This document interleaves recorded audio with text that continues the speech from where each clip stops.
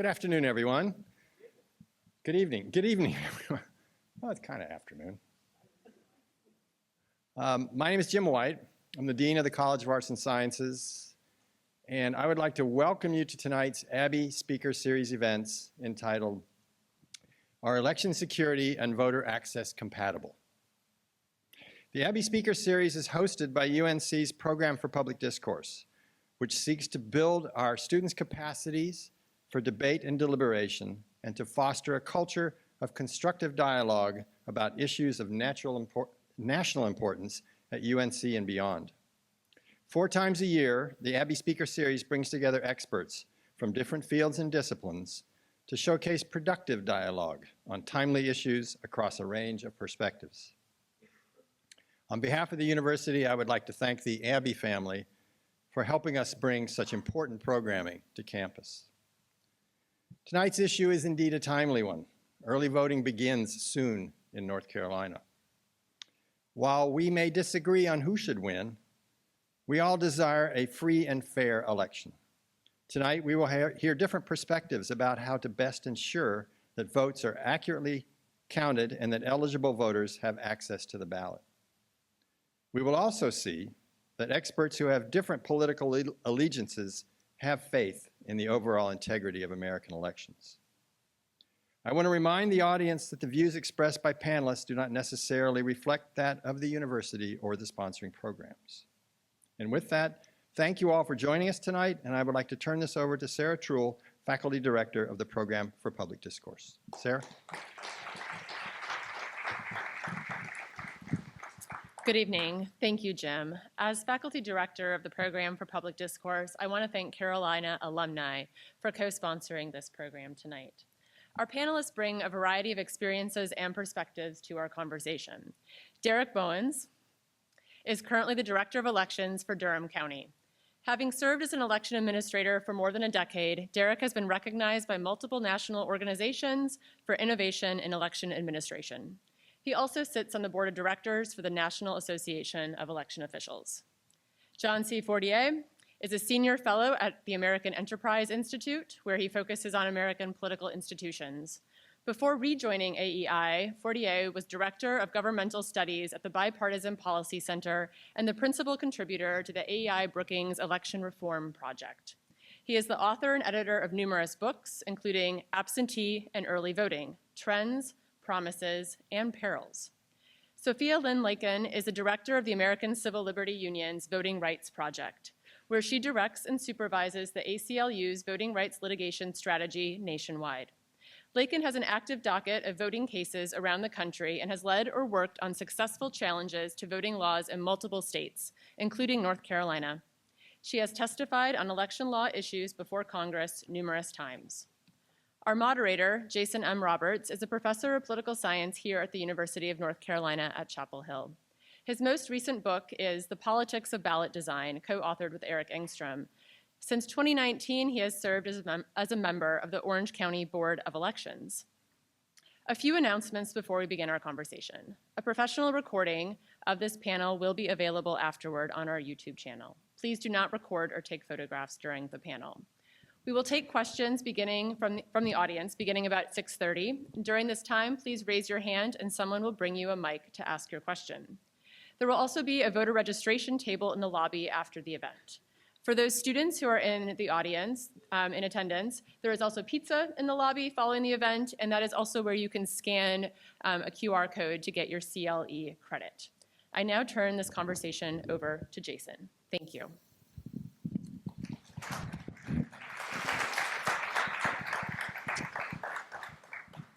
Good evening, everyone. Thank you for being here. As Jim said, it is hard to imagine a more timely topic for our discussion this evening. This has been a tumultuous and action-packed election season, and it's only mid-September. Believe it or not, we still have about 7 weeks to go before Election Day. There's widespread interest in this election, and the polls and election forecasts portend an incredibly close contest between Vice President Kamala Harris and former President Donald Trump, both nationwide and here in North Carolina. There are also many down-ballot races that also appears that will be decided by a very slim margin. In this kind of environment where elections are decided by such narrow margins, the candidates and parties are putting a lot of focus on election access for their supporters and election security.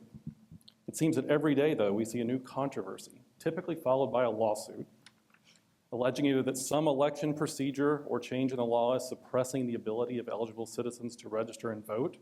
Some have monikered these laws Jim Crow 2.0. Or we see that some procedure or change in law may be opening the door to let a flood of people cast a ballot illegally or otherwise engage in voter fraud that may steal the election from the rightful winner. As our discussion progresses, we will get into the specifics about many of these current controversies. But before that, I'd like to have our panelists give our audience a broad overview of how they see the current state of voter access and ballot security. My first question then is, how easy is it for someone who meets all the legal requirements to successfully register and vote today compared to other times in U.S. history? Sophia, let's start with you. Thank you, and thank you for including me in this conversation. What's so exciting about this period of time is that people are interested. So thank you for being here, and I hope you all who are able to participate in the upcoming election. That's my pitch. But turning to the question, I think that in recent years have been a lot of modernization, a lot of reforms that have made voting much more accessible. Same-day registration, early voting, automatic voter registration, to just name a few. But it still, unfortunately, is an uneven set of reforms, an uneven set of progress that depends greatly on things like where you live, in terms of how easy it is to access voting. What resources do you have? Who you are, whether the jurisdiction you live in is providing support for you to be able to access the polls. And from my perspective, at least, that's not a tenable situation. In a country that has an unfortunate history of fencing certain populations out of the franchise, we should be doing everything we possibly can to be providing the full range of access to all voters across the board. And unfortunately, we see in too many places that those types of access, while easy for many of us, maybe sitting here in this room, that is not the case across the board, and we still have a lot of work to do. John, how do you see this issue? You've written a lot on the history of voter access. Tell us how you see this issue. Yeah, I broadly think that it's pretty easy to vote in America today. Obviously, we have a very decentralized system. We have 50 different states and territories, and they have their different rules, and the mix of the types of voting, the way we vote, is different in each of those states. But I go back to 2000, and some of you in the room weren't around then, but many political scientists and election lawyers started looking at election administration, something that Derek and his colleagues were doing, but none of us really knew much about. And we had this very controversial election in 2000, and we made some changes, and some of them have been very incremental. But I think if you look at the whole progress of us in the last 24 years, there's been a lot. We have better voting machines. We have paper ballots, those backup. We do have more modes of voting by mail, early voting in person. Of course, that's different in different states. We have better registration systems and both more comprehensive. We have ways of catching problems with voting, such as provisional votes or better ballots where you're not losing your vote because you made mistakes. Again, nothing is perfect, but all of those things certainly contribute to, I think, making it it's more accessible, it's easier, it's more professionally run. We still have things to do, but I point to the progress and am somewhat of an optimist in where we are compared to where we were. Thank you.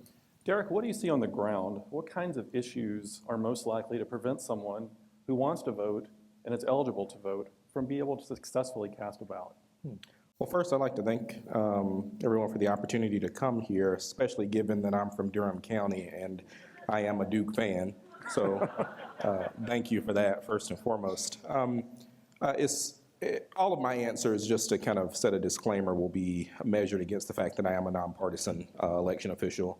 But I would say, based on what we're seeing relative to the work that I do here in North Carolina, is we see that registration is up. We see that people are, have access to that, and it's not problematic with regards to being able to get a registration form and getting it processed, getting mail to those individuals. And I think, as my counterparts here said, there's a lot of access and opportunity to the ballot box. I think North Carolina has expanded several things, such as, in 2020, you could begin to request an absentee ballot fully online, more registration opportunities through the DMV if you're a customer.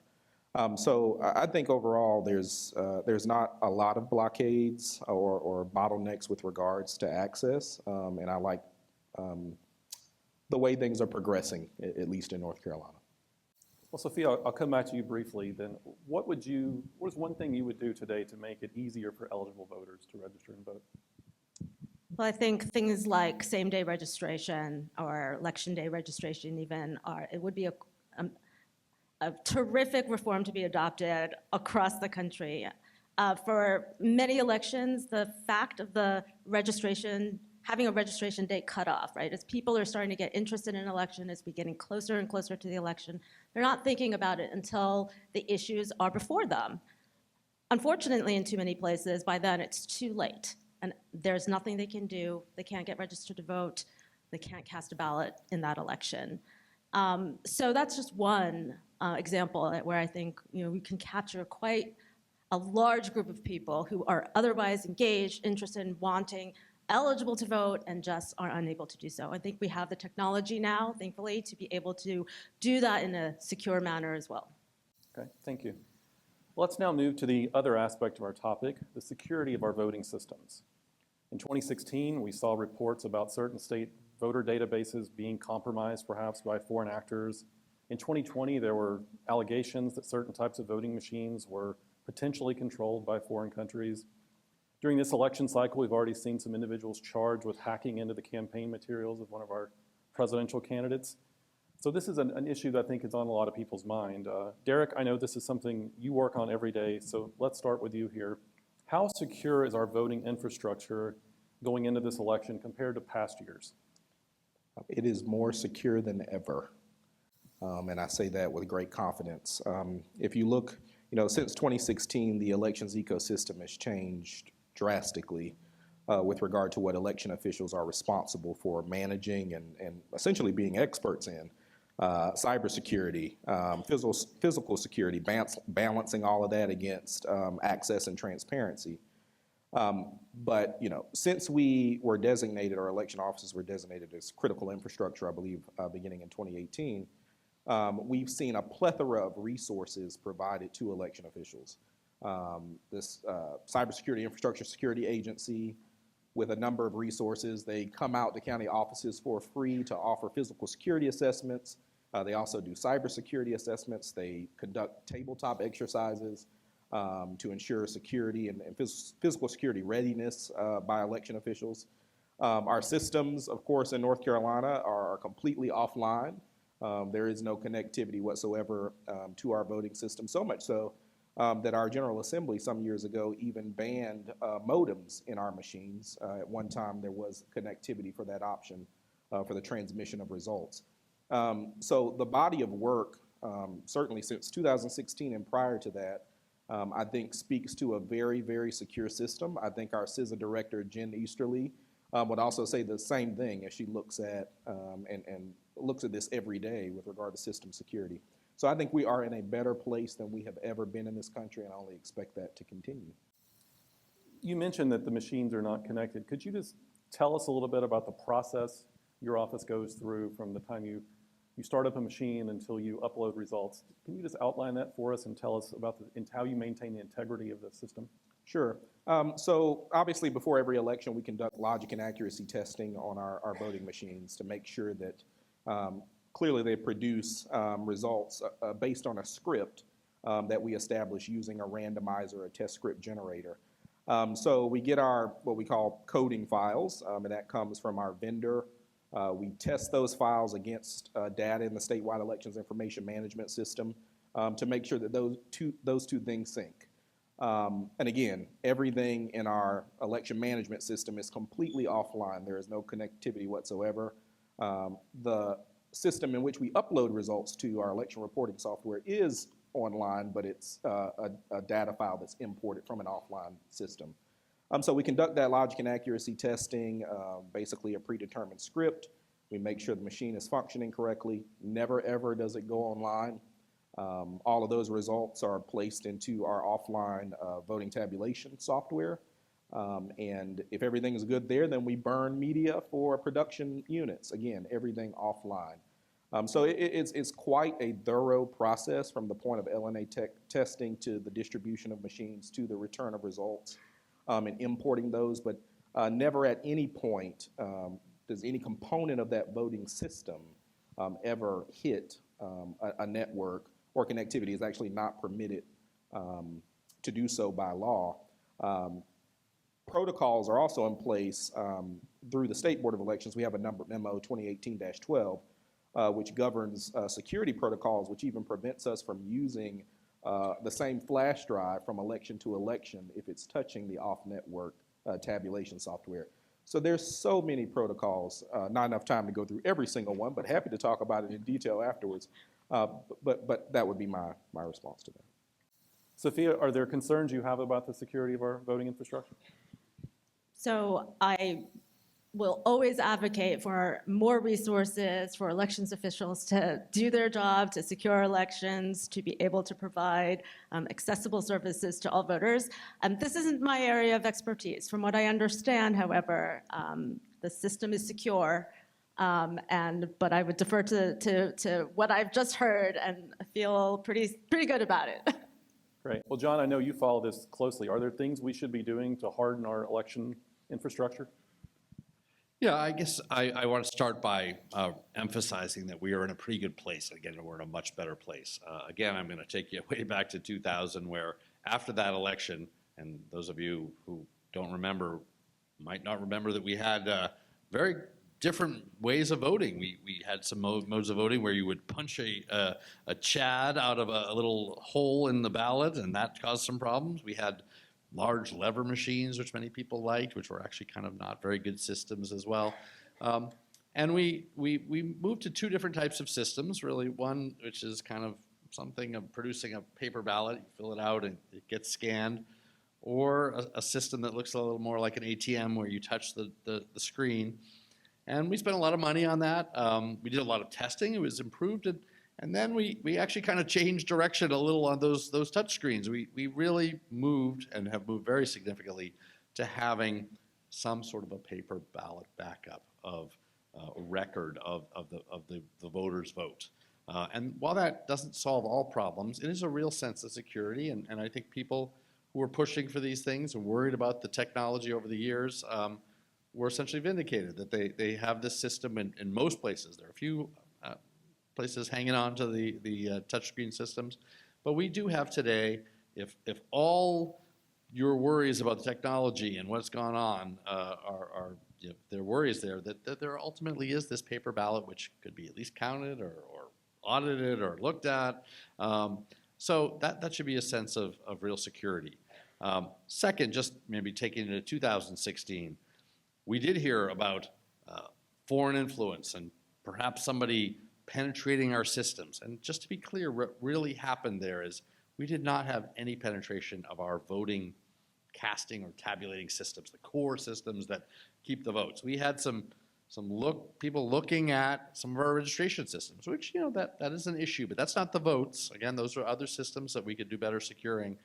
So I think that is something we should just have some faith that we have made some real strides in the voting technology.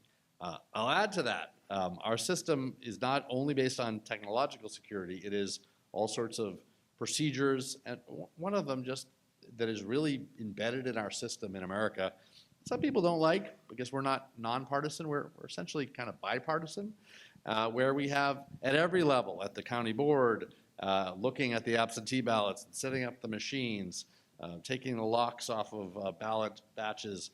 They are often supervised by a bipartisan team of poll watchers, people watching each other, Republicans watching Democrats and others. And so that's the kind of security that is built into our kind of partisan or bipartisan system that is I think very comforting. Can we do more? I think we can do more. We are doing things. We're developing better standards. So this is very technical. The voluntary voting guideline systems are updated now. We're probably going to move towards having standards for some of these other technologies, for the registration systems, for the e-poll books, for the surrounding technology, which is important, although not as core as the voting system. So I think we're in a very good place. And, I think there's been some people really, really stressing paper ballots and maybe hand counting ballots. And at the end of the day, I'm not for that. But I actually think that instinct is a good one, right? The idea that we've worried about how are the machines working and is there a backup, and all the progress we made to that, I think is a very, very good thing that we should hang on to. And so I think we're in a better place. Great. Of course, another aspect of securing the vote is ensuring that each person who presents to vote is who they say they are. To that end, many states, including now North Carolina, have implemented voter ID requirements. A February 2024 poll from the Pew Research Center actually showed that 81% of respondents favored requiring a government-issued ID to vote, yet we still have many people who suggest that these voter ID laws may be disenfranchising eligible voters. John, let's start with you on this one. What does the evidence tell us about voter ID requirements? Do they prevent fraud? Do they disenfranchise eligible voters? What does the evidence tell us? So I guess what I'd like to say about voter ID, and I generally am in favor of some sort of photo ID law done well, implemented the right way. But the arguments, the people who are vehemently for it or vehemently against it usually overstate the case of its importance. I think it's, again, a small part of a well-functioning system, a way of proving the eligibility or who that person really is. I think the evidence does not really show that turnout is really badly affected or really affected much at all, and certainly partisan turnout is not affected by voter ID laws. There often are many other options for people who, in states with even stronger voter ID places, voting by mail or swearing an affidavit, or there are other ways around it. So I think we should do things and do them in the right way. The courts have required that you essentially have some options for free IDs. I think connecting the IDs to the voter registration system as well as we can, having better registration, especially at the DMV, although other agencies as well, to just really connect a person's ID to a name on a list is a very good thing. But I do think the arguments about it are a little overstated. I don't think it's a great fraud detecting tool, but I also don't think it's something that is really inhibiting people from voting broadly understood. And last thing I point to is you mentioned the polling. I think it surprises people because we do have this kind of political left-right debate about voter ID. Voters kind of take it a little more like, oh, it's a practical thing. I show ID all the time. And so, surprising number of Democrats, of African Americans are pretty supportive of voter ID from what you hear about maybe the elites arguing about it. You wouldn't think that. And just to be fair, on the other side, things like early voting, I'm not going to talk about mail voting because I think that did get very politicized or very different political ideas about it in the last election. But certainly early voting, which some people think, well, that's kind of a more of a access issue. Maybe Democrats would favor that more. Well, a lot of Republicans say, oh, that's a good thing too. And they sort of view it as a practical thing. So I think the polling is a little different, that voters really do see that as a kind of practical thing and not through the lens that many of our elites see it as. Sophia, the ACLU, who you work for, and I think you personally have been involved in many cases challenging voter ID requirements. Given the evidence John has cited, why do you think it's important to challenge these requirements? Well, I think that the devil is really in the details of these laws. So, I think the idea of ensuring that people are who they say they are when they go to vote isn't one that I think is especially controversial, but it is how you go about doing it and how it's implemented, what IDs are acceptable, and honestly, in some instances, what the intent is of the requirement. So the example, for those who may remember from North Carolina, is that there was an ID law that was introduced in 2013 that included a larger set of acceptable photo IDs that could be used to vote. Then there was a Supreme Court decision, Shelby County versus Holder, that essentially released North Carolina from an obligation to seek federal approval for changes in their voting laws. Right after that decision, a new law was introduced in North Carolina that eliminated some forms of voter identification that were acceptable for voting. All the IDs that were kept were IDs that were disproportionately held by white voters. Every ID that was eliminated were IDs that were disproportionately held by black voters. Ultimately, there was a lot of evidence, we went to trial. Ultimately, a federal court of appeals held that the law was discriminated intentionally against African Americans with almost surgical precision, and the law was struck down as unconstitutional. So you can see that there are some instances where there are problems with the implementation of this law. It's not just in voter ID specifically, but voter ID has become a flashpoint, I would say. And in some instances, if they are so strict and they're so targeted to being accessible for some voters and inaccessible for others, that is a situation that is problematic for many reasons, but also is a problem from an accessibility standpoint. And so that's what we're concerned about ultimately. And at the end of the day, making sure that voters can access, there aren't these unnecessary barriers. We're seeing some substantial numbers, even if they're at the margins, they're still substantial to us, in contrast to the infinitesimally small evidence of in-person voter impersonation voter fraud. That's the only kind of fraud that would be prevented from a voter ID kind of requirement. The balance just doesn't justify the sort of restrictions when you're talking about, while marginal, still hundreds of thousands of voters in a particular state in many instances. Derek, this will be your first general election in North Carolina with the voter ID requirement. Can you tell us how that's going for your office? Have you had to issue a lot of voter ID cards? Are you concerned that you'll have registered voters presenting without an ID? So, as you mentioned, there's not a lot to base this against going into a presidential election. We have consistently issued cards. North Carolina law allows county boards of elections to issue free photo identification cards to residents that would like one, assuming they have the information to apply for that card, and we can issue those on site, and we also can take it off site, which we've done in many instances. Basing it off of the primary election, I don't foresee any issues, but of course that's a smaller batch of voters to kind of analyze that against, also the 2023 municipal elections. I think because there is a variety in the types of IDs. Obviously, the County Board of Elections can issue IDs. There's expiration exceptions. Certain IDs don't require expiration at all. There's an ever-expanding list of student IDs, employee IDs that are eligible to be presented at polling places. I don't foresee an issue based on the data thus far.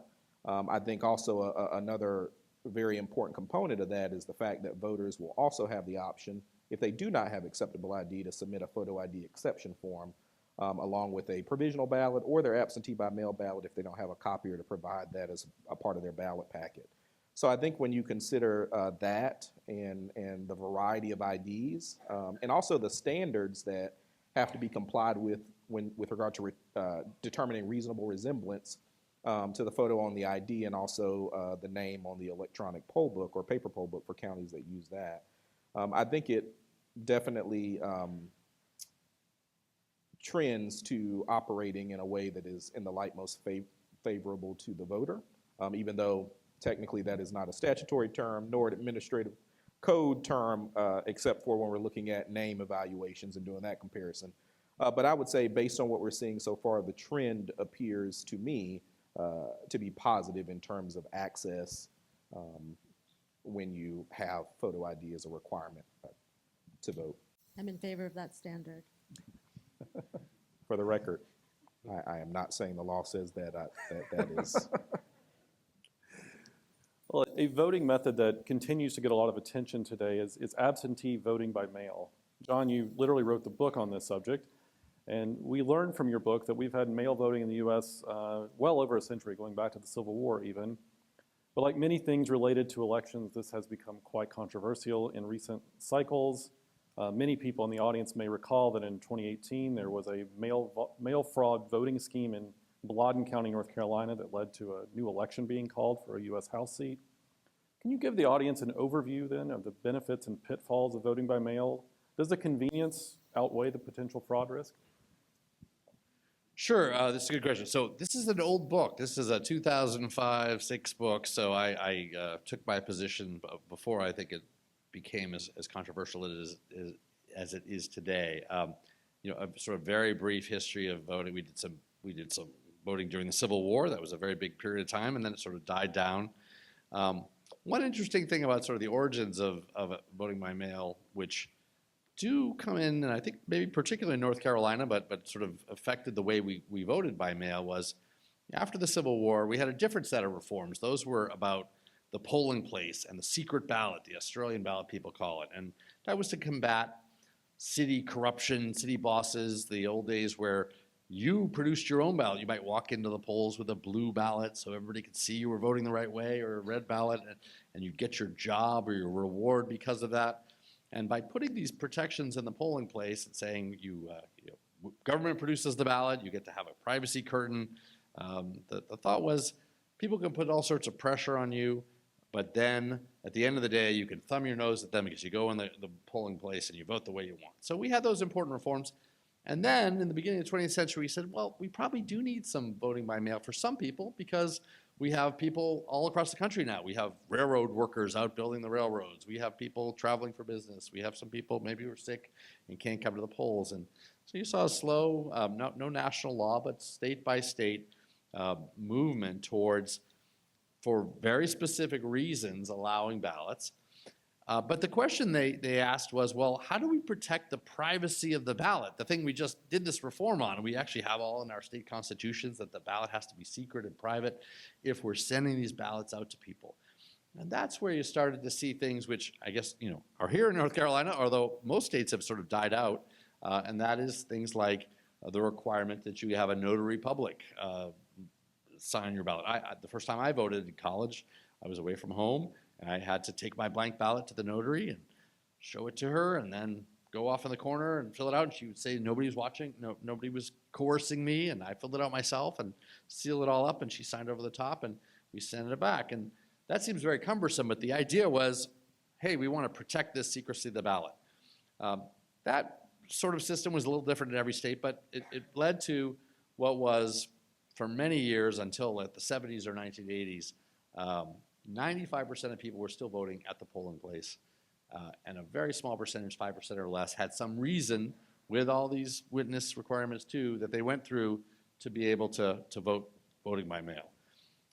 After that, some states started thinking, well, we should really make it much more convenient. California was the first one, but a lot of the western states, states like Oregon and Washington, which Oregon was the first one to go to basically all vote by mail, and Washington is all like that too, started to say, this should be for everybody. We don't need these reasons. We don't need witnesses. We don't need the notary public. We should make it just a convenience thing. And what I will say is I do think it's very much different state by state. We have some states that are very traditional, and we have some states that are all vote by mail. But that it is a convenience, and people tend to like it sometimes when it's introduced. But the effects on turnout have been a little bit less robust. I don't know how to characterize the research. I used to say there really was not much of an effect on turnout, at least at big elections, not small local elections. It was really kind of people just voting in different ways. I think today's research maybe says there's a small effect, maybe small positive effect, but not an enormous one. And I will say the same thing is true for early voting in person, which, to fill out the story, states started to do. States like Texas, Tennessee, now North Carolina, Georgia, do a lot of voting in person early. So I don't think you can really say these are great turnout boosts. I think there aren't many reforms that really boost turnout. I think they're more in the registration realm, more likely than in this realm. But they are convenience ways of voting, and many states have adopted them. I think there was a political valence on voting by mail at the legislator level and the elite level before 2020, but not at the voter level. Voters tended to just do whatever was available in their state. So if a state obviously did 100% by mail, everybody voted that way. But if there was 20% of the people were voting by mail, Republicans and Democrats kind of roughly equally just went along with what it was. In 2020, with the pandemic, with I would say maybe deeper divisions about is it safe to go out in public? What do we need to really have a voting system? We became deeply polarized about the differences, with Democrats being much more positive and Republicans being negative. We've started to see that come down just a little bit in the midterm. It's still a difference that's noticeable. And you see more Democratic states adopting those sorts of things. But at the end of the day, look, I think voting by mail has a place. I guess my take then was I was much more in favor of early voting in person as a good convenience opportunity, not necessarily a turnout booster. And here I am sitting in North Carolina, which probably is one of the poster children for this sort of set of voting. Yes, there's voting by mail, but that's more limited and for reasons with some restrictions on it. But a robust opportunity for people to vote in person early as well as on election day. Well, in North Carolina, a mail ballot needs either 2 witnesses or a notary, a photocopy of your ID, and it must be returned by the close of polls on election day. Now, thanks to some ballot access issues, we've delayed the mailing of ballots for a couple of weeks. Derek, you get to see voters trying to navigate this process. Would you say it's gotten too difficult to vote by mail in North Carolina? Would you recommend that or some other method for voters? Well, I'll save my recommendation on preferred voting methods, but what I will say is, and I think this can be said pretty objectively, that absentee by mail has become more challenging over the years. When I first started, you could submit a request on a piece of paper and scan and email that to the Board of Elections, and we would process it. Today, there's a standard state form that has a lot of components, a lot more required or requested components. You also look at a ballot packet Senate Bill 747 and of course the implementation of photo ID. It's much different than what it was. You mentioned it. Now we have a return envelope that has a clear sleeve for an ID, and then that goes into another outer envelope to protect the ID that's in the clear sleeve, and then you have to have the witnesses. And so I think it is certainly more complicated as a method of voting. And again, I think that's something that you can assess pretty objectively by looking at what the requirements were prior and what they are now. And I think because of that, you will see likely in North Carolina, and it's kind of an anomaly to try to compare against 2020 was COVID, and so we can't really compare it to that election. But I think if you look at it maybe against 2016 numbers, I'm not 100% sure. We certainly are sending out a lot more ballots in Durham County for the 2024 general election than we did in 2016. But with that said, I think that you may see a kind of smaller number of people opting for that method because of the many requirements that are involved as opposed to those that were in place prior. One other issue to mention on this is the Postal Service. Just last week, the National Association of State Election Directors sent a pretty strongly worded letter to the Postmaster General of the U.S. expressing serious concerns about how the USPS is handling election mail. These included poor staff training, slow election mail, and a high rate of undeliverable ballots. Sophia, given all this, would you advise voters to vote by mail? I think mail voting is a very important option for many voters who, for a variety of reasons, this is maybe the only option that they have in order to vote. So, in some senses, yes, right? If this is the way that you can participate, we're going to advocate that you're able to do that, and we are going to advocate for that vote to count. We're going to advocate for it to be as easy a process as possible. I think what we're seeing, unfortunately, right now is, they're I think largely before the 2020 election, this wasn't a controversial an avenue for people to vote. It's become extraordinarily politicized, and what we're seeing in turn is attempts to make it more difficult then for people to use this method. And that falls most heavily on certain types of voters. For example, voters with disabilities. We have a number of cases on behalf of voters with disabilities, and working in this community, you see it's really having a huge impact on whether they can get someone to help them return the ballot as someone who can't leave their home.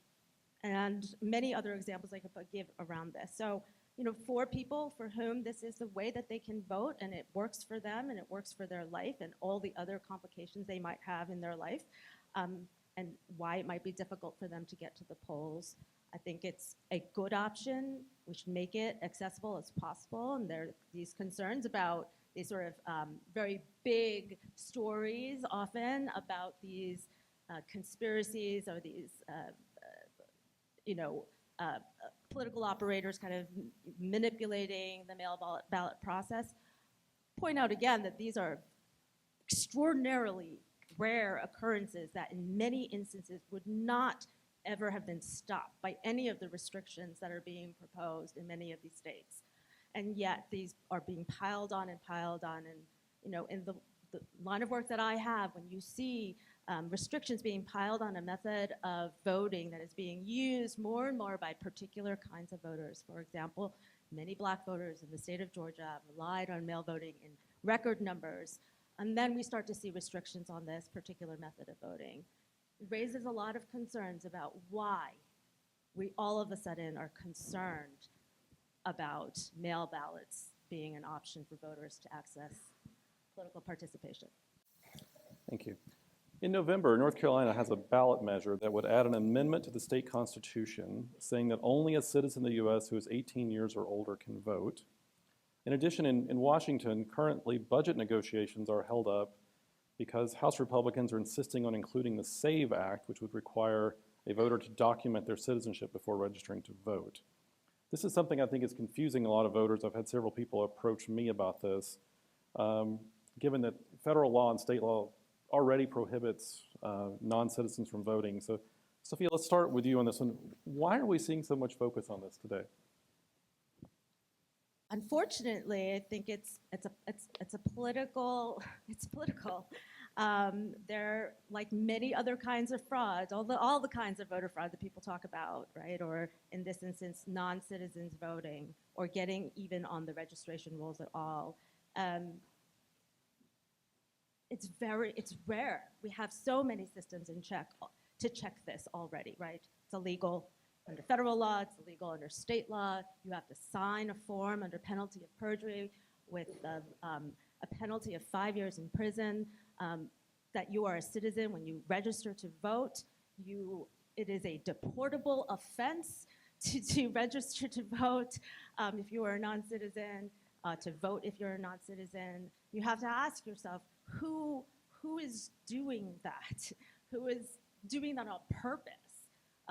There are isolated instances where people are getting on the rolls. In the vast majority of these instances, it's because of some sort of administrative mistake or misunderstanding. And so again, the hyper focus on this idea that there are non-citizens getting on the rolls, trying to vote in this election is really based on nothing. And it is unfortunately seemingly being used to just essentially create a narrative to cast some doubt on election outcomes that we may see, after November. So it's unfortunate. John, what's your take on this? Is there evidence of non-citizens voting? And if so, would these new provisions be any more effective than our current laws at preventing that? First, just on the legislation in Washington, I don't think it's a good idea, and I would say this on almost any issue of making changes very close to an election. So I actually think some of the things in that bill I would be very supportive of, but not something that we're going to spring on people. We have this principle in law that relates to some of our federal courts, the Supreme Court, about the Purcell principle about not making changes in this election period. So first, I don't think we should, rush to do something right now. We are running an election essentially, so caution on that.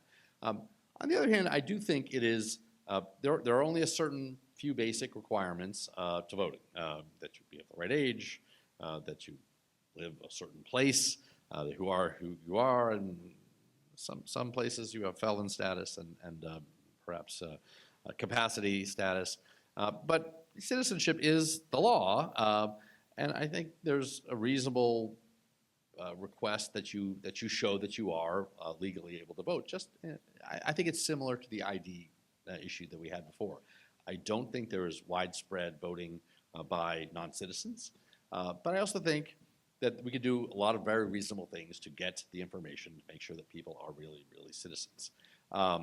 And some of that is we have moved in a way to having people show this for their licenses. So the Real ID, if you want to get on an airplane, most people are going to need to get a license that actually you're going to show your citizenship. And we have some varying practices in states, so some of them kind of record that and some of them don't. But there are a lot of practical ways I think we could move in that direction. I mean, one other thing to note is that there are a few trends that are pushing towards making this more of a problem. I don't think it's a big problem, but I do think there's some towards more. One, we have more non-citizens in America as a percentage of people, so that's one thing. And DMVs grant licenses certainly to legal non-citizens, but sometimes also people here with other status. We have some provisions, some of which I think are very good, broadly trying to push people onto voter rolls, to make it a little more automatic, and to get people on voter rolls to have a more controversial set of provisions deal with the federal government, pushing some of the agencies to register people.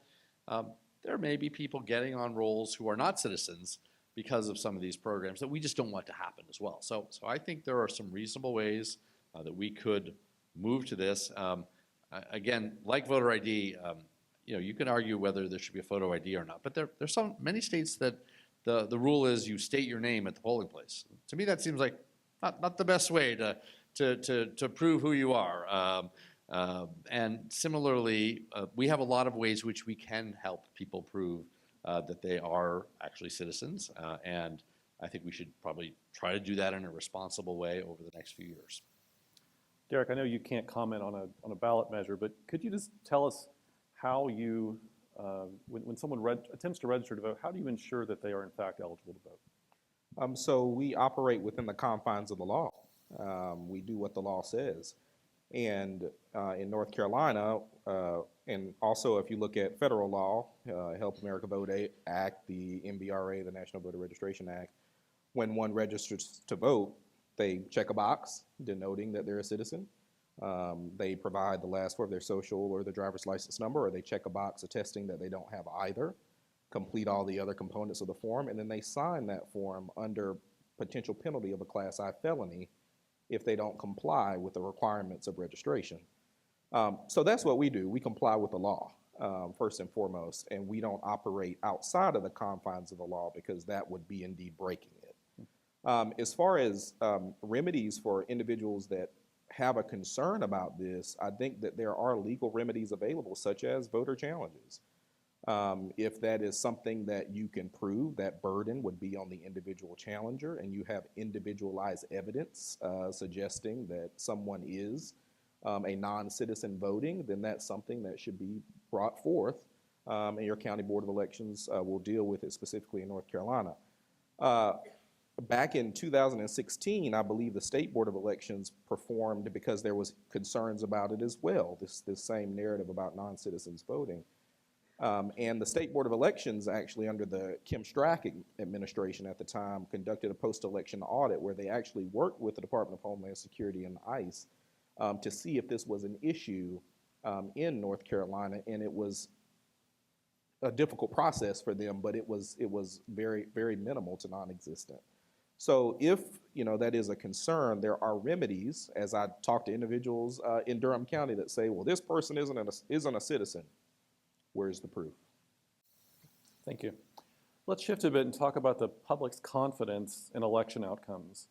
As we saw in the aftermath of the 2020 election, when people do not have confidence in the outcome, violence is a real possibility. We've seen a consistent trend in polling this election cycle that there's a big partisan gap in the confidence voters have in the election outcomes. Just last week, WRAL, a news station here in Raleigh, released a poll in North Carolina asking people if they had full or some confidence in the accuracy of the vote in 2024. For registered Democrats, 88% said yes. For unaffiliated voters, 68% said yes. But for registered Republicans, it was only 47%. And this pattern has been repeated in other swing states throughout the country. John, why is there such a partisan divide on this issue? Yeah, I mean, some of what I'm going to say is geeking out a little political science background of some of these questions we ask, and I think the measures of voter confidence we have are not they're not perfect, or at least you should understand the context of how you use them. So one thing we know from elections is that one way you feel very confident in elections is if your candidate wins, if your party wins. After an election, the winning party's people say, oh, that was a great election. The losing party people say, not so great an election. There are some other things like how close you are to home versus the national vote. You feel a little more confident voting in your place. But I think the big one is the partisan side. We saw in 2020, especially, a very controversial election, a bigger divide than we thought. And partly that was due to Republicans being a little more skeptical than the average losing party, so they were a little more skeptical. But interestingly, you also saw the opposite, where Democrats became very, very confident, like more confident than any other winning party had ever been. Like, go elections, we're all, it's absolutely perfect. So I expect if we have elections going the other way, we will see some of that change. Now, I do think we shouldn't dismiss it and say, well, it's all a statistical anomaly here, that I think we really should care that people believe in our elections and that there's some trust in elections. And I don't think there's any magic bullet, but I do think there are things that election officials do that really try to open up the way they conduct voting to the public. I mean, any election official, Derek, one of them will now give you a tour, will show you the process, will have large windows in their counting section. We have, I mentioned before, the partisan Republican and Democratic observers who are there to watch over parts of the process. I think some of those things we should reemphasize. Obviously, and violence is off limits and a terrible thing for election officials and for all public officials. But I do want to stress the difference between some of these numbers, which is easy to look at and say, oh, those Republicans are all election deniers or worried about things. Part of it is this built-in function of the winning party tends to be very confident in how the election went. Derek, tell us how your office works to boost the public's confidence in the results you present.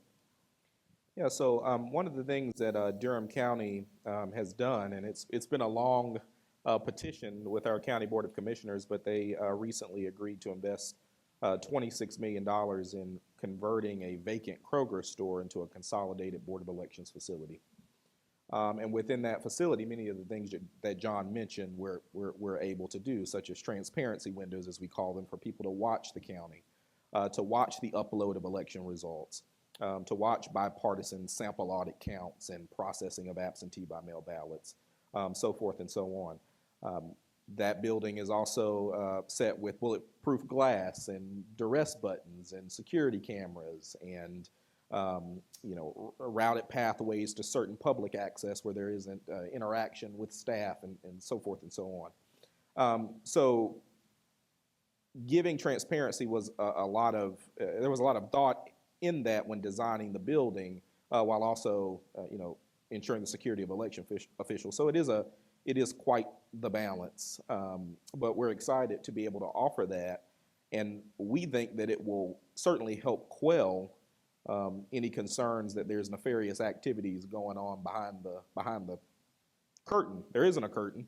Now there's windows. You can really look into the curtain. All right. So we're very happy, and I know my colleague who's in the audience, Rachel Raper in Orange County, also feels the same way about ensuring we have transparency in the process, but also balancing that against worker security. There's a lot of threats going on right now. Recently, I think you may be aware of the letters, the packages that went to several jurisdictions across this country with a white powdery substance. Prior to that, there were fentanyl-laced letters that went to jurisdictions across the country, so much so that we were able to include in our design a mail processing room that included a separate exhaust system, Narcan, an observation window in case someone falls out, a substance detection machine. These are the things that we have to deal with, that we're responding to, but we have to respond to them while also balancing that against transparency. And I think North Carolina officials are working very hard to do that. I know in Durham County, we certainly are doing it, and we're putting our money where our mouth is. Sophia, there have been, I think, over 200 voting lawsuits filed in this current election cycle. For a voter for someone who's not attentive to all these and just sees this constant legal back and forth, do you ever worry that all this litigation maybe contributes to this problem of voters not trusting the process? Maybe they think something has to be wrong? I think that is definitely an issue. I alluded maybe a little bit to this concept of,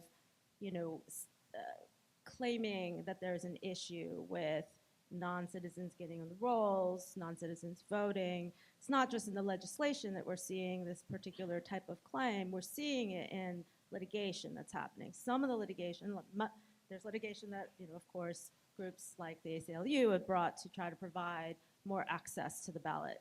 But there's litigation that's also being brought in an attempt to provide less access to the ballot or to do things like put in procedures to remove people from the rolls because there is this idea that there might be non-citizens and the like, right? So you have some of this litigation is on that side of the scale, and part of the problem is that then it sort of lifts up these allegations. The media is reporting on it, you hear news of it, it's constantly being repeated. Someone is suing because there might be voter fraud. Somebody is suing because the poll workers saw something scary somewhere. Somebody is suing. The vast majority of these lawsuits are baseless and get dismissed.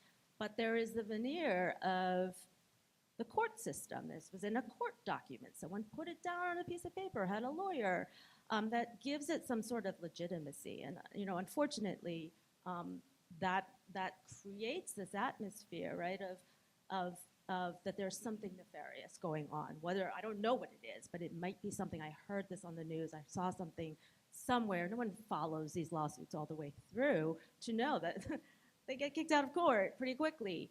But that's sort of laying the stage, unfortunately, this groundwork for the possibility to say, I just don't trust that election regardless if anything is happening. So some of the litigation for sure is that, of course, there's also the fact, Don alluded to this principle, the so-called Purcell principle, that we should be cautious of changing the rules too close to the election because it might confuse voters and they might get disenfranchised as a result.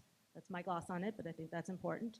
Or that it might create really impossible administrative burdens on elections administrators. It's just impossible to implement, right? So it's a common sense principle. It makes a lot of sense.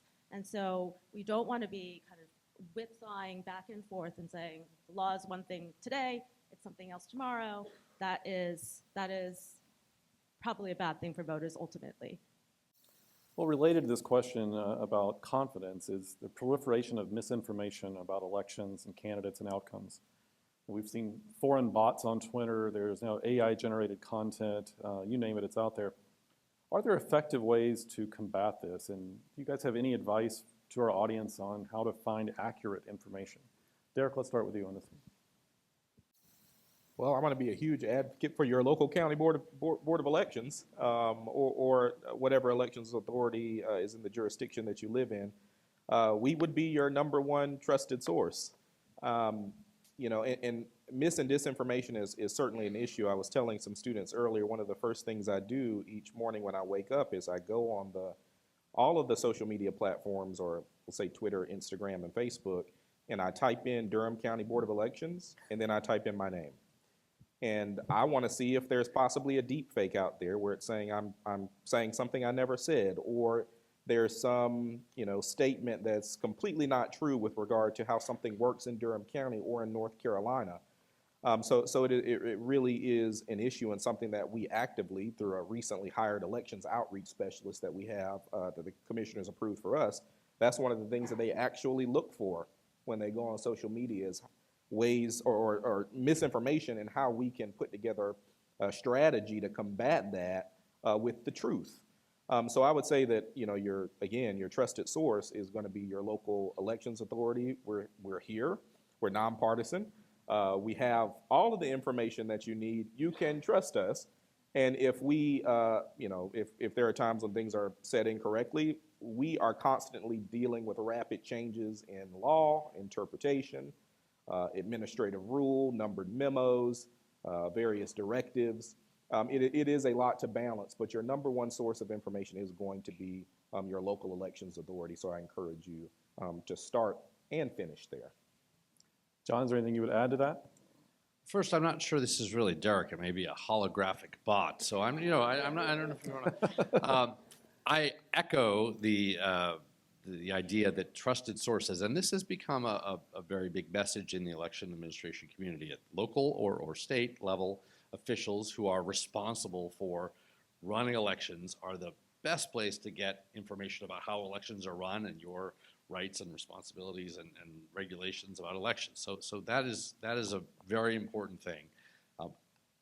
Frankly, it's often, though, tough to get people to go in that direction. It's a good message to put out, but with all the other information out there, it's not obvious to people that that's where they should go. So I think it's good that we do that. I also think these questions of disinformation are very difficult to wrestle with. Disinformation is sometimes in the mind of people who hear this. There's some things that seem very clear and that we should be clear in law about and want to make sure we crack down on.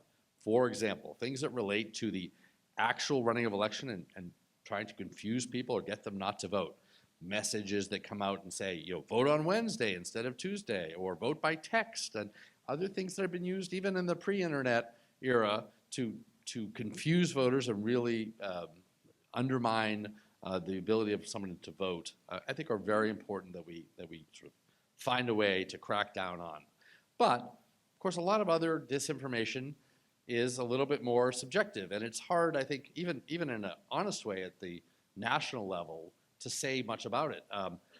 Even election officials, for an election official in North Carolina to really comment in detail about something going on in Idaho, we don't know all of what's going on in the 50 states, and you end up saying something much more general, like, oh, voting is safe, or this type of voting is safe, and I'm not sure that that's helpful. And the last thing I'll say is, we do have these issues on social media platforms, which we are really just starting at the very beginning of trying to litigate whether states can really regulate them, whether government can kind of jawbone people. But we also have sort of these issues about where was I going to go with this? Well, anyway, basically, I will say that we want to have clarity. I would say this at the federal level. We want to have clarity as to which actor, which agency is really speaking and debunking some of these things out there in the internet or generally. We have some agencies today which I think do very good jobs, but they weren't really authorized by law to say you are going to be the ministry of truth. You're going to be the place that says this is the right way to think about something or not the right way to think about it. So I think we should wrestle with that and really give authority where authorities do, but not just allow one administration, which may be running for office, right? Maybe one of the candidates for office to be the one that says, here are all the answers. So go to your elected officials. I think that's a very good message. But these other issues we are really wrestling with. Okay, in the interest of time, I'm going to skip to the last question from me. For many of the students in our audience tonight, this will be their first time either voting at all or certainly the first time voting in a presidential election. What advice would you give to them? Sophia, let's start with you. Sure. So check your registration. Make sure you're registered to vote. Research the issues. If you're not, get registered to vote. Make sure you research the issues, including, all the way down the ballot.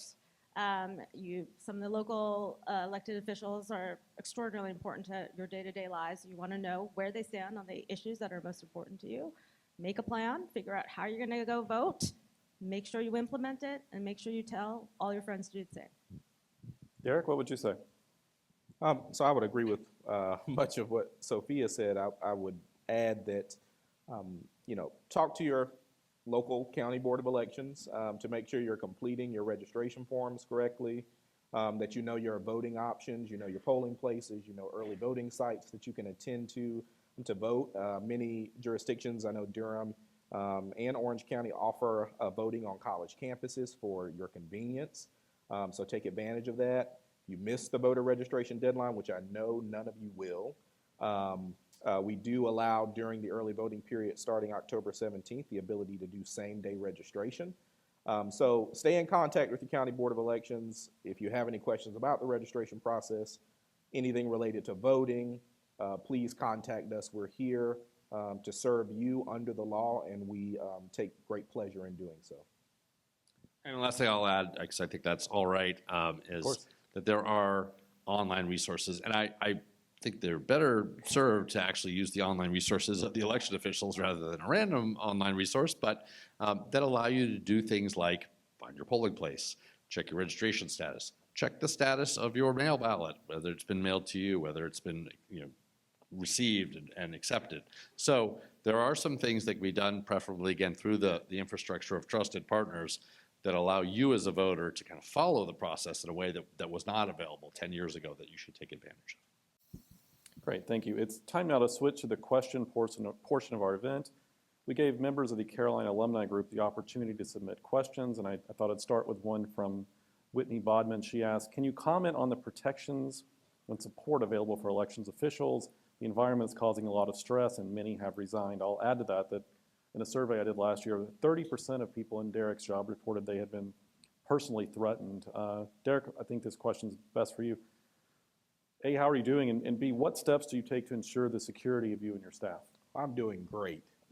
I love elections more than ever, and have no plans to leave it because we are truly defenders of democracy. I would say one of the things, or many of the things we're doing, certainly around building security, I think will help quite a bit. We're also, Durham County is actually investing in these badges. They're called REST badges through a company called Runback Election Services, where our election officials at polling places and also staff can wear these and press a button to receive 911 services through Bluetooth location technology. So that's one thing that we plan to implement. Obviously, with mail management, we have internal protocols now. The separate exhaust system, requirement to wear masks and gloves, aprons, having Narcan, and training on how to use that Narcan in the event it's necessary if someone inhales dangerous substances. It's a very, very intense environment to work in. Not only for myself, but other colleagues. I have colleagues in other jurisdictions in Michigan. I have a friend in New Mexico that had someone come to their house with a weapon, threatening to kill them. People have been prosecuted and thrown in jail. My friend Tina Barton up in Michigan. So it's a very intense environment. We are very thankful in Durham County that we have great support from our Office of Emergency Services. They activate the Emergency Operations Center for us on Election Day, which includes a full plethora of individuals from local law enforcement, logistics specialists, fusion center support, a number of things, and also that same support during the early voting period. And also our sheriff's department, they even offer to use drones to go around the city to monitor polling places, surrounding areas when voting is happening in addition to regular patrols. So I feel really good about the security infrastructure that we have in Durham County. I know that is not the case in every county in North Carolina, nor is it the case around this country. And it's very, very unfortunate, but I'll do everything I can to continue to advocate for election officials, share what we do to make sure they have the resources to protect themselves. But I feel really good, and I love elections and democracy. Great. Now let's see what questions the audience has. Please raise your hands, and event staff will come to you with the microphone. Hi, so my first time kind of voting in a statewide federal election was the primaries this year. And one roadblock that I faced was the requirement to actually have a photocopy of your ID, because I didn't have access to that. And so it took a couple of extra days to get my ballot done.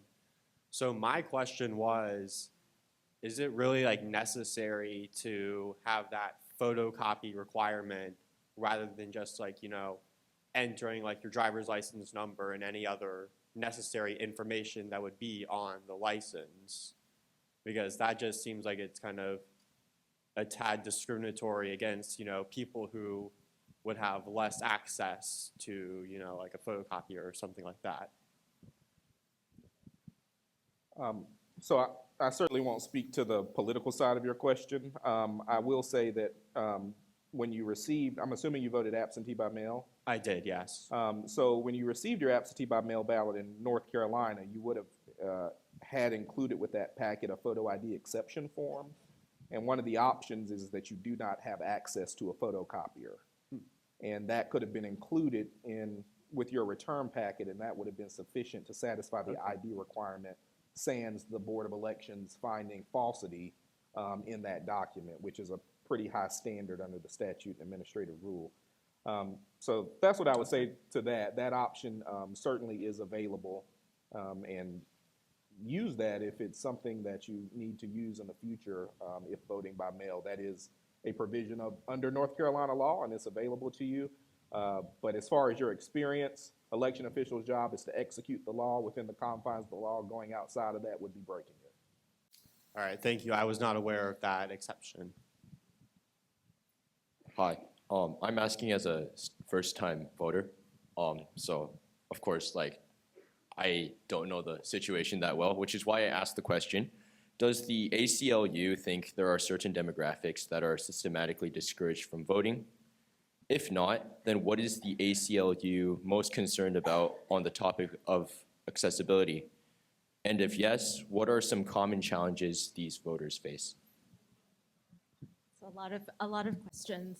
I think unfortunately, this country has a long history of fencing out certain voters, and we have a huge concern with respect to voters of color in this country, in particular places, especially where there has been a long history of suppressive voting tactics in those jurisdictions in particular. There are other places as well where we'd be concerned about that. I think that there's the additional aspect of systemic inequality in this country that is unfortunately also tends to be rooted in race, can be rooted also in class and disability and the like, and all of these different features that makes it much more difficult for certain voters to be able to access the voting process, depending on precisely what the rules are, depending on precisely what kinds of exceptions there are, depending on what kind of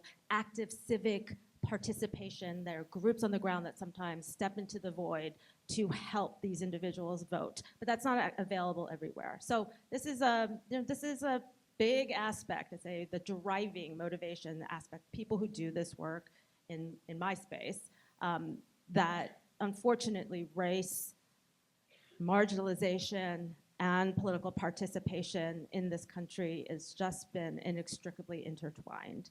So we are very focused on, and laser focused in many instances, on trying to root that out and taking a look at different laws to see whether that's having that kind of impact, whether there's evidence that it's being imposed because it has that impact.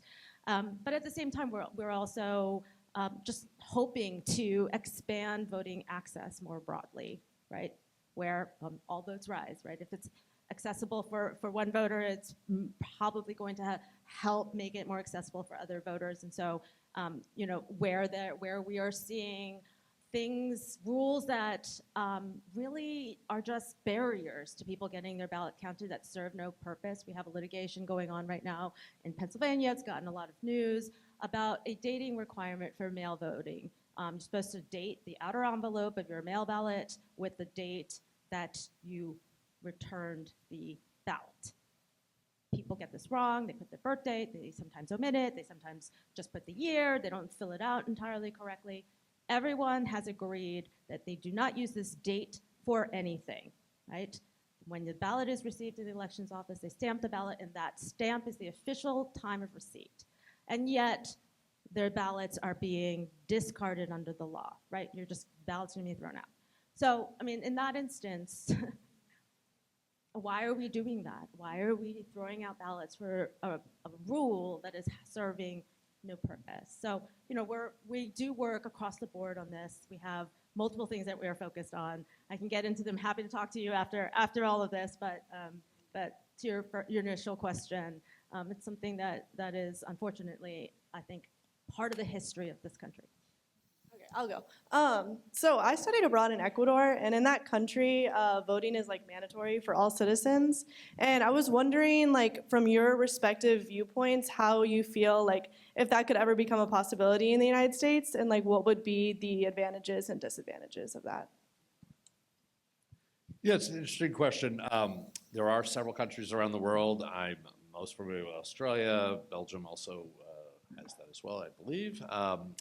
So we have tended to be a country that is low on voter turnout, but I think people have kind of misunderstood, at least for us. We've done pretty well since 2004. The years before 2004, we were at something in the mid-50s, 55%, up and down a little bit each election, of percentage of eligible voters voting. That was low. Now we've typically been over 60 and above, and of course we had this extraordinary election, which I think is partly the circumstances of 2020 will not be replicated. We won't have quite as high turnout, but we had the highest turnout really in the modern era, so that was pretty good for us, 2/3. In these places that have mandatory voting, it's not 100% voting, but it tends to be sort of 88, 89, 90% of the people actually casting ballots. So there is some difference. I think people ask the question, getting people to go to the polls who maybe aren't motivated by, the parties aren't as engaged. I mean, in Australia, the complaint is parties really don't care about turning out people. They're not as grassroots. They're not getting out there with people. Some people would ask the question of, well, is it any worse to say a system that's pretty wide open, that allows a lot of options for voting, and there are some people who just choose not to actually exercise their right to vote. There are people who leave the ballot blank on certain races, for example, even if they're voting for president, they might leave it. So I think there is a difference, right? I mean, the difference between 65% and 88% is there's 20% of the population who might vote in a mandatory system. I'm not positive that Americans would love the system. I don't think it would. Well, I'm not sure I've seen recent polling data on it, but I think there's some sense of kind of it's your option. We have things like our registration system is much more at your discretion or your option rather than done by the government like it is in many countries. But I will just note that there is a difference. I think we would have seen in the past, we would have known a little bit more how the vote might have changed because of more people voting. It would have probably been a little more democratic. I think today it's a little less clear about that. Maybe it's still maybe a little bit more democratic, but not a dramatic change in terms of the partisan outcome. But I think it'd be more of a choice of whether it met with the or was consistent with sort of the ethos of America to say it's mandatory to vote rather than we give you lots of options. I have another, what I would consider broader question like the last one. That is, I would like the panel to address the pros and cons of enshrining a citizen's right to vote in the U.S. Constitution. Well, there are some efforts to at least to try to do this. And I think, at least to a certain extent, it would just shore up the idea that this is a fundamental right, that there should be robust protections under the Constitution itself to protect attempts to degrade it or to put barriers on it. But in some senses, those protections are already there. But at least from my perspective, I think that there are other pieces of, for example, federal legislation and the like that might actually do a little bit more right now in terms of providing the tools, providing baselines for ensuring that the right to vote is protected. and that it is accessible. So, I think there are some pros there, but I think there are other avenues that perhaps will get us to more protection sooner. Okay. Hello, my name's Evan, and I wanted to hear your opinions on online voting and if it is still too insecure to ever be considered viable. And hypothetically, if security was not a factor, could it increase turnout enough to be considered a possibility? And finally, if there's a time such as another pandemic where people can't really be in person, will it also be considered? Everybody looks at each other, and this has been a sort of interesting issue because I think it's often brought up by the public, and I think there are a lot of reasons people think it's not ready for prime time in many ways. I would be worried about it. First, I guess I do worry, or I'm not sure I agree with the premise that it would broadly increase turnout.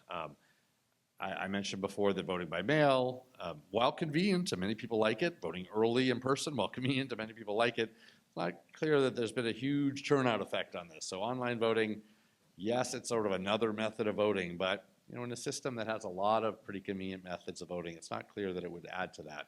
I think the security community, and interestingly, our computer science community and people, technology community have been some of the most skeptical people about technology. And in some ways, that's been a good thing. I mentioned on the voting machines before, really being skeptical about wanting to be sure that there are paper backups and that the systems are not connected to the outside world. They've been very skeptical about this, that it doesn't work very well. So again, I think that we've had some military experiments with it. I can see that people think they do a lot of things online, therefore they should be able to vote online. The thing that's different, of course, is you have a secret ballot, and you don't want someone to see this in transmission. And in the banking world, we could lose. Banks budget for losing a certain amount of money, right? That people are going to have some fraud, steal some money from them. They budget for that. We don't really want to budget for losing some votes because of some technology issues. And so at least I think the state of the world today is that most people are very skeptical of it. I have been to Estonia and watched an election. They do it. They're very proud of it. I still think right now, right here, or even in the near future, we are not likely to see online voting. Anyone want to add to that?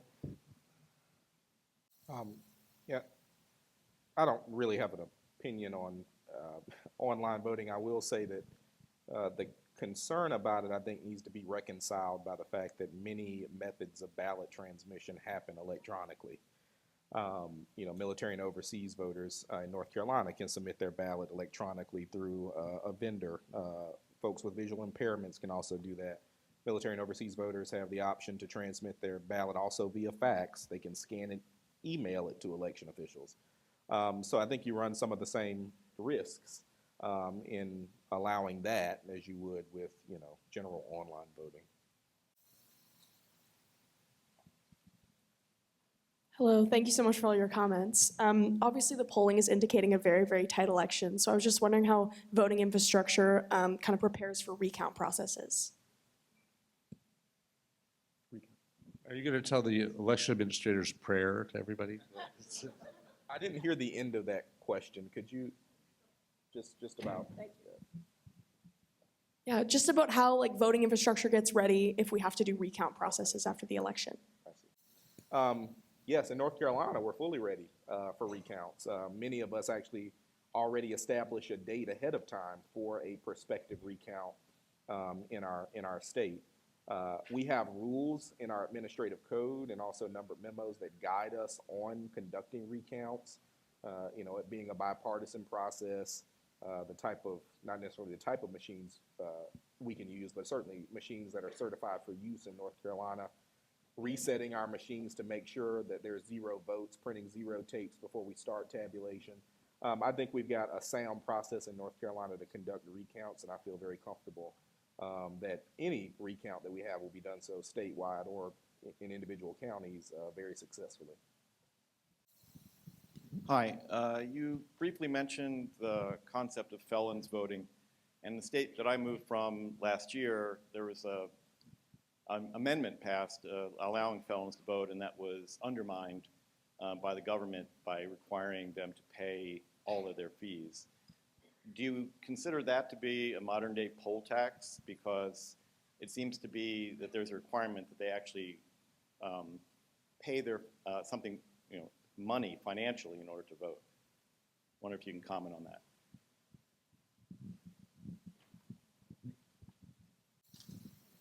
I certainly do. We were part of litigation challenging that particular requirement, and actually that was one of the many ways that we said that this particular law was unlawful.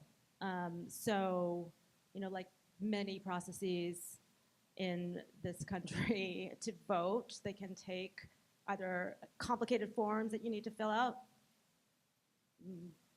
maybe a modern day version of a literacy tax in some instances, depending on how complicated it is. And to the extent you have to pay out money, and condition the right to vote on money, that strikes me as a modern day poll tax.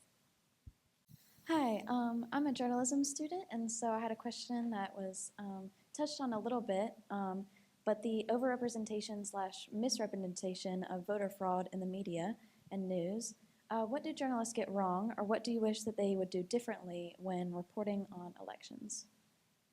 Well, I think they should talk to election officials.